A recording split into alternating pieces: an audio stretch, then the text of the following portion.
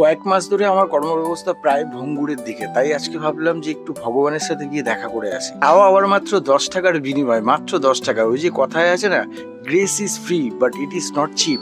By the way, এনার বাড়ির সামনে এসে দেখলাম প্রচুর মানুষের সমাগম। কৌতূহলের বসে গোপন মারফতে খবর নিয়ে জানলাম যে এরা খুব লোক নয়, এরা হচ্ছে সরাসরি ভগবানের কাছের লোক। তাই আমি দেরি না করে ভাবলাম যে ভগবানের সাথে সরাসরি সম্প্রচারে পরে যাওয়া হবে, আগে বরং ভগবানের কাছের লোকদের সাথে একটু দেখা সাক্ষাৎ করে নিই। দেখছি যে যার ক্রিয়েটিভিটি নিয়ে ব্যস্ত, তাই আমিও ট্রাই করলাম যে ওদের মতন যদি একটু ক্রিয়েটিভিটি আমিও করতে পারি। অ্যাকচুয়ালি আমার এখানে আসার উপলক্ষ কিন্তু ক্রিয়েটিভিটিকে ক্রিয়েট করা নয়, আমার মনের চাওয়া পাওয়াকে পূরণ করার জন্য আমি এসেছিলাম।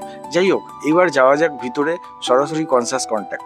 ভগবানের সামনে গিয়ে আমি আমার জীবনের উন্নতি সাধনের জন্য সচেষ্ট হয়ে প্রার্থনা করলাম যে আমার জীবনে যেন আবার কাজকর্ম ফিরে আসে।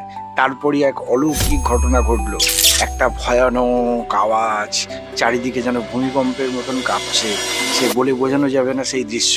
আশ্চর্য ঘটনা ঘটার পরে যেটা আমি বুঝতে পারি, আমি যদি এখানে বসে থাকি, না তো আমি ভগবানের দর্শন পাবো, আর না তো আমার কাজ হবে। তার থেকে বরং আমি গিয়ে যদি কাজ করি, তাহলে দূর থেকে ভগবান আমাকে মনে অনেকটাই জোর দেবে, সাহস দেবে। আর দ্বিতীয়ত কথা, ভগবানের কাছে সবসময় নিঃস্বার্থভাবে আসতে হয়, মানে কোনো চাওয়া পাওয়া নিয়ে আসতে নেই। তাহলে উনি যেটা আশীর্বাদ হিসাবে দেয়, সেটা চাওয়া পাওয়ার থেকে অনেকটাই বড়। সুতরাং ব্যাক টু মাই ওয়ার্ক। আপাতত টাটা। তোমরাও যারা ভগবানের কাছে আসবে, তারা কোনো রকম চাওয়া পাওয়া না রেখে এসো, তাহলে দেখবে অনেক কিছু জীবনে পেয়ে যাবে।